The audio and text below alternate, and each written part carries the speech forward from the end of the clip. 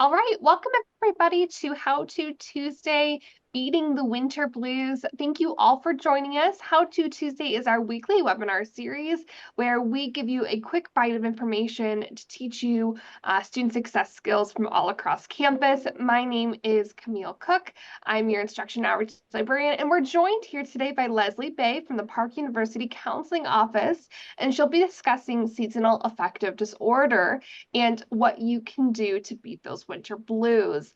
We are so excited to have her here with us today and to have her knowledge and expertise. So Leslie, take it away. Hello, everybody. I'm happy to be here. I'm so happy that the sun is out today. So totally relevant to what we're talking about.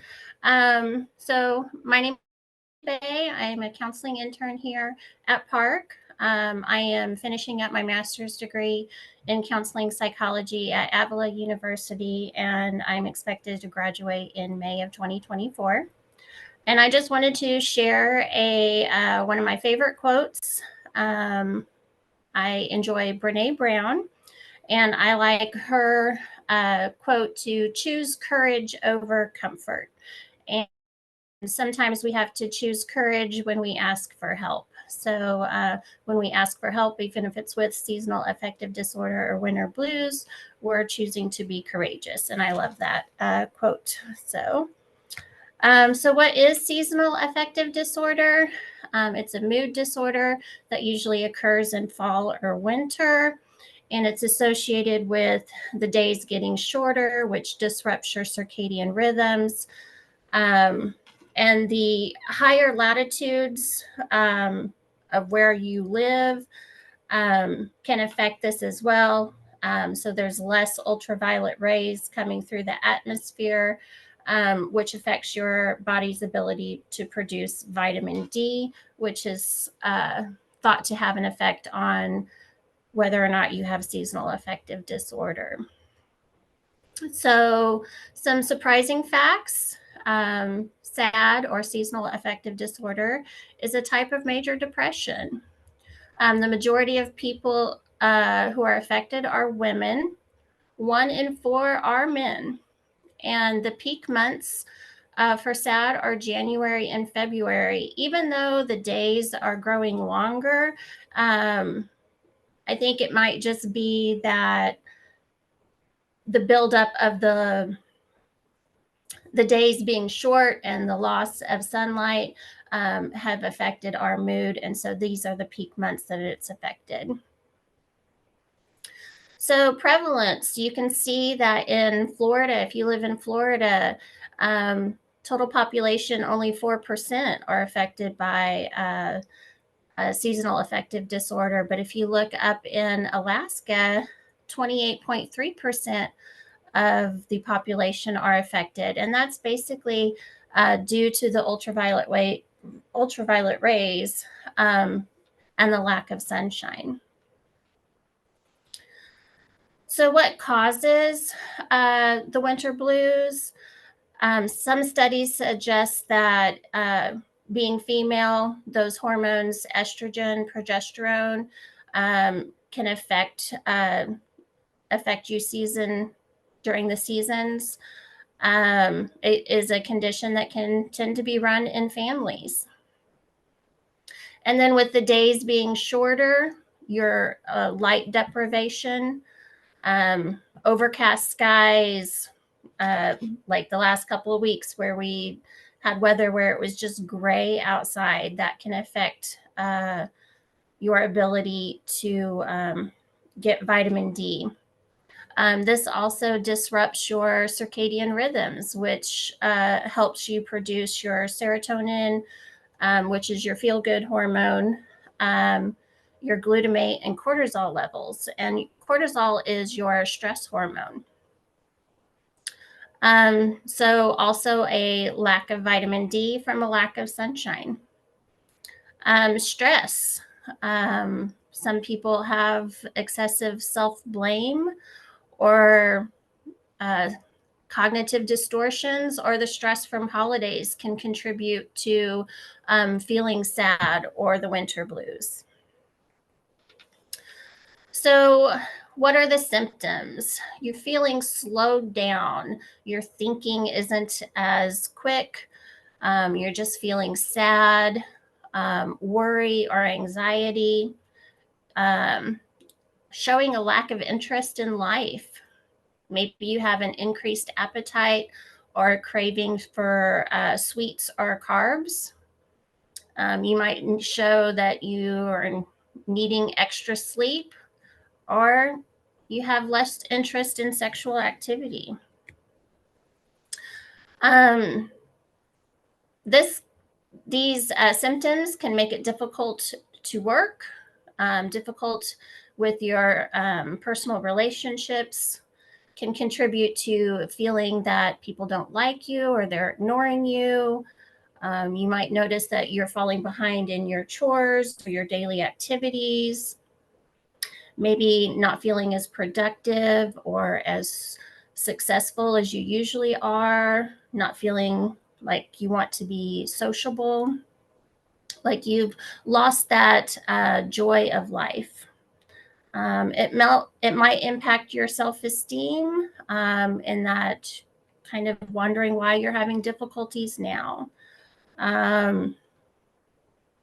So then you might chastise yourself for not performing as well. And then that might be reinforced by feedback from others. So, to assess whether or not you have seasonal affective disorder, there is this questionnaire. You're going to look at the change, and how big of a change it is, and how much you sleep, how much social activity change that you have, your overall mood, your increase in weight or decrease in weight, appetite changes, and your energy levels. And once you score that, if you score between an 8 and 10, it kind of shows that you just have the winter blues, which is just a mild form of seasonal affective disorder. If you have a score of 11 or more, then you would be diagnosed with seasonal affective disorder. But the bigger question is if you experience changes with the season, do you feel that they are a problem? And if yes, is that problem mild, moderate, or severe? And if it's mild, then you can usually do things on your own to make some changes. If they're more moderate or severe, you might want to look into getting some professional help. And we're always happy to help you here at the counseling department. So, what can you do? Well, you can plan. You can anticipate these mood changes and prepare for it. So, you want to prepare and make sure that that you're letting enough light into your house, making sure that the that you don't have the curtains pulled, that the blinds are up. You're going to look at what stress you have going on into your life and what you can do to mitigate that. You're going to look at your habits. Make sure you're getting enough sleep. Make sure you're getting enough exercise. You're eating right. What meditation practices you have, and what your social support looks like. And assess those and see where things need to change. You could plan a winter vacation.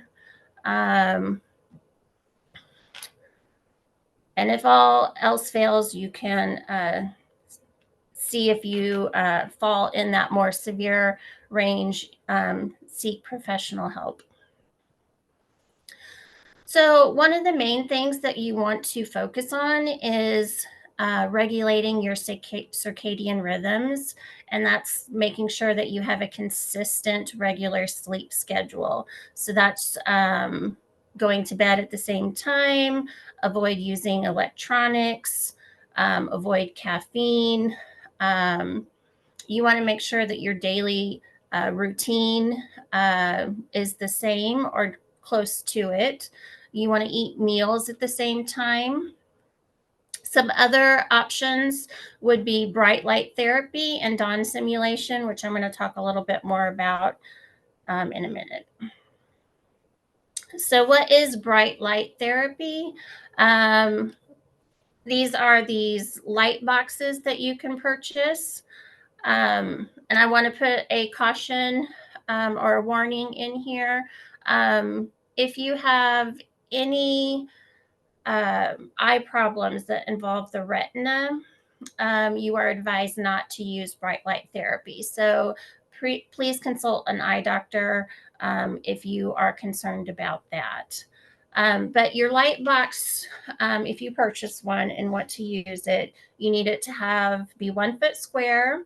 It needs to be have 10,000 lux, and the light bulbs need to be fluorescent or LED, and it needs to have the ultra UV light blocked. And ideally, you want to have this in front of you and above your eyes and tilted towards you. On Amazon, you can get one fairly cheap. I saw this one for about $39.99 that met all of the qualifications that you need. So how long do you have to sit? So common starting point is you start with 20 to 30 minutes. You can work up to about 90 minutes a day. You're going to have to work this out for what works best for you. So you can either increase the time that you spend in front of the light. You can increase or decrease how far away you sit from it, or you can change the time. Most people benefit by doing it first thing in the morning, but some people are different depending on your schedules. And so later in the day works best for others. So about 2/3 of people have good responses to light therapy. Some people see an improvement in mood with just 1 hour. But most people takes 2 to 4 days, and then they'll see some positive results from that. So your first feelings might be physical. So you might feel a sense of calm or a lightening in the body, butterflies in the stomach, or maybe pins and needles in the hands. Some side effects from bright light therapy could be headache, eye strain, overstimulation, like maybe you drank too much coffee, maybe a little nausea, fatigue, dry eyes, or maybe some dry nasal passages. Possibly some reddening of the skin. Usually these are mild and easily manageable. You could reduce your light therapy time. You could sit farther away from the light box. If you're having problems sleeping, you can move your time earlier in the day. There's saline eye drops or nose spray if you're having problems with dry eyes or dry nasal passages. You could use a humidifier if you're having problems with dry throat. If you're having severe migraine headaches, I would consult a doctor. If you're experiencing insomnia or excessive hyperactivity, those would also be symptoms that you would need to consult a doctor about. So another thing you could do to help keep your circadian rhythms synced would be dawn simulation. Some studies have shown that even when you're still asleep in bed, if you're exposed to light, it has energizing effects, antidepressant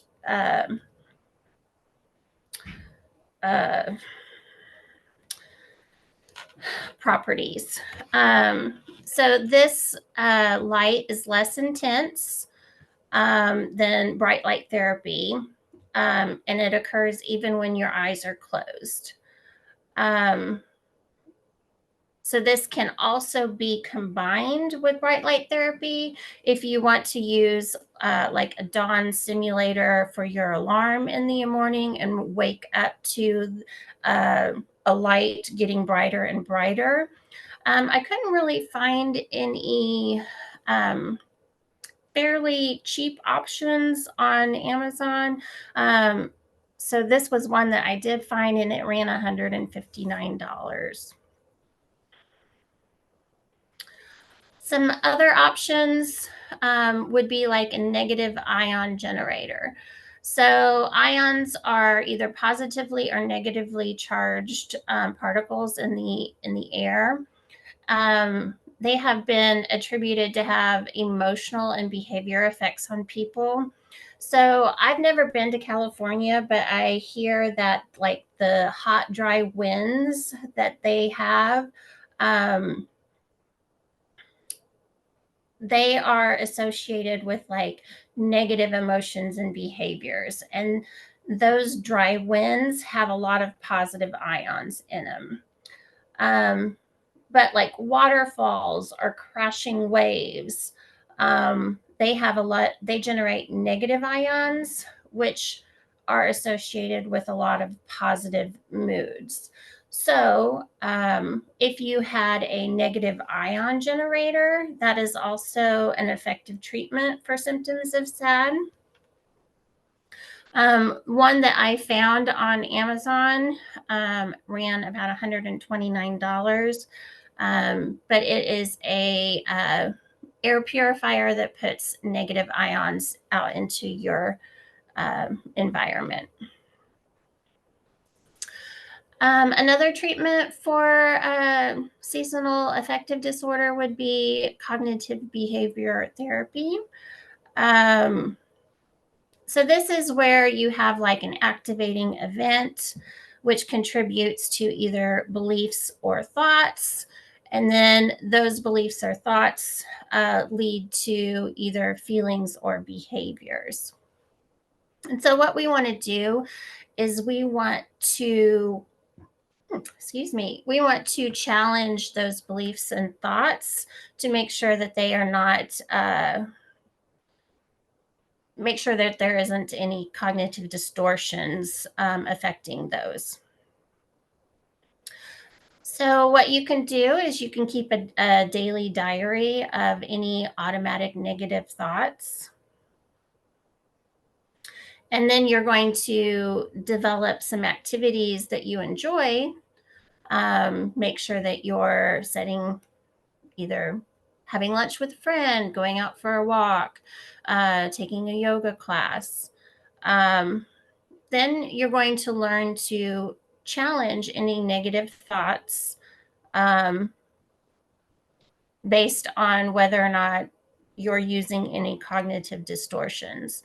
Some cognitive distortions would be all or nothing thinking, jumping to conclusions.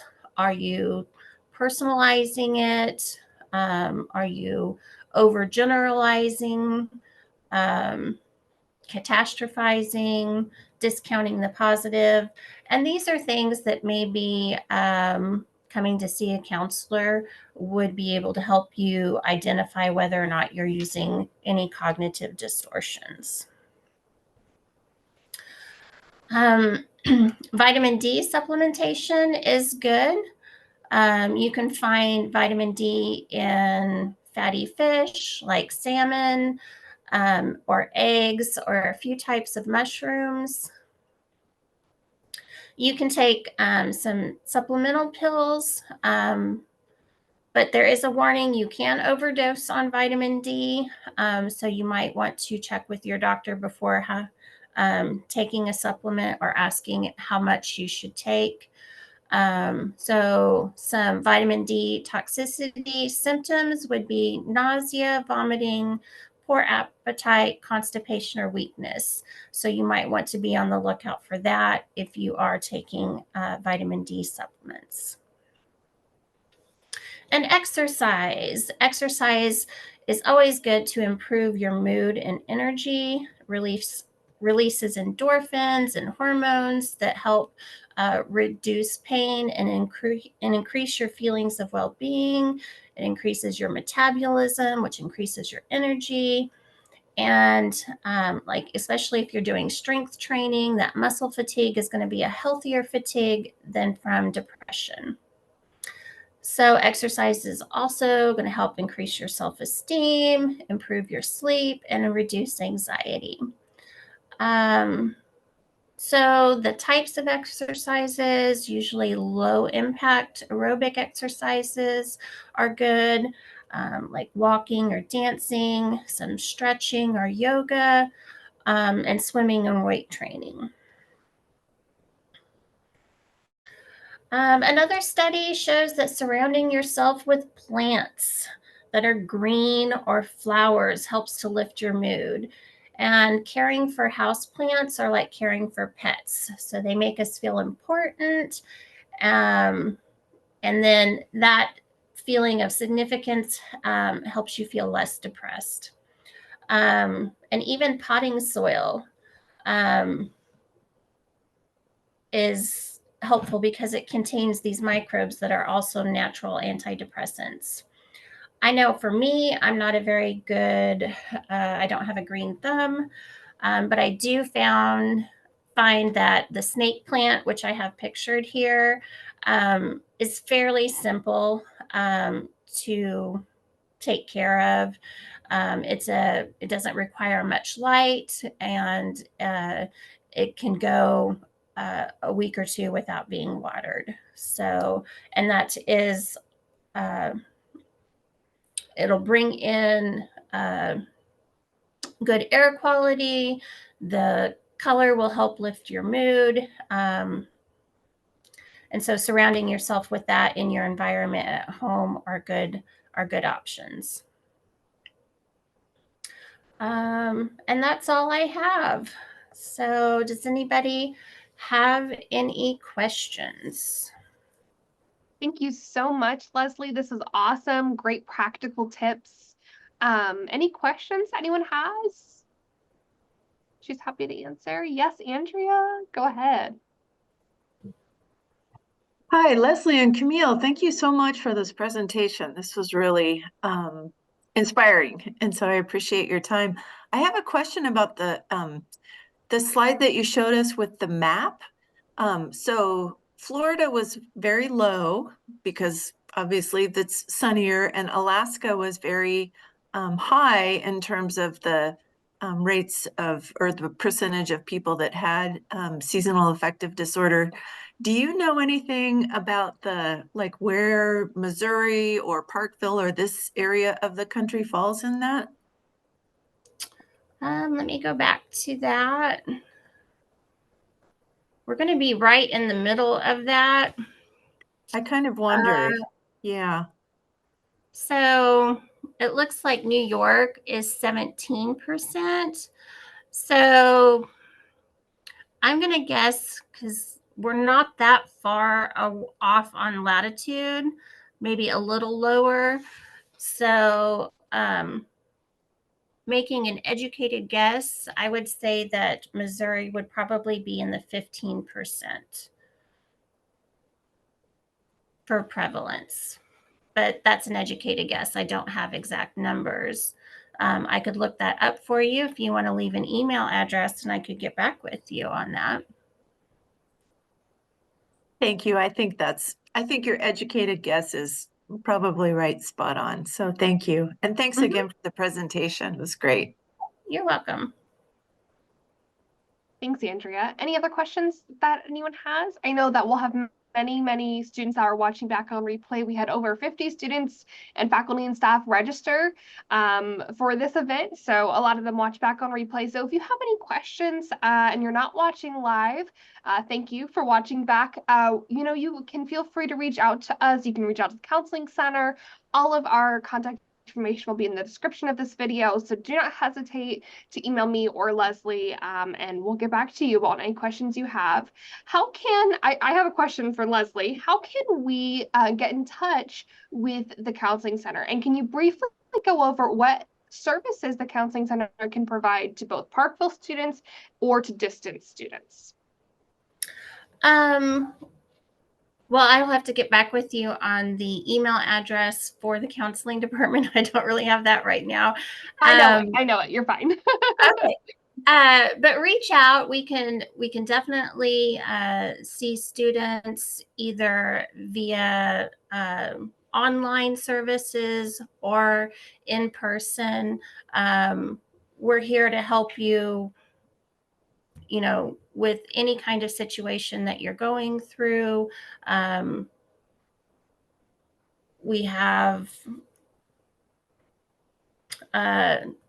counselors here that can help you walk through like any CBT that you're interested in. We can do DBT, any other type of therapy as well. So even if it's not seasonal affective disorder, if you're struggling with grief, struggling with adapting to college life, we're here to help with that. Awesome. Thank you, Leslie. And thank you, Andrea, for putting that in the chat. So just so you know, if you're a Parkville student, our counseling center is in McKay Hall and it is completely free. So please do not hesitate to reach out to them. You can schedule an appointment with them online. You don't even have to talk to anyone to schedule an appointment. It's super easy and it's free. So take advantage of this opportunity. Whether you're struggling with seasonal affective disorder or you need someone to talk to about something else, they are here to help. And they're an awesome team of professional counselors. So thank you all so much. Thank you for joining us for How To Tuesday. I will see you all next week at 12 p.m. noon for our next session of How To Tuesday, Navigating College as a Student Athlete. Information will go out about that next week, but I will see you all back here next week. See you later. Bye-bye.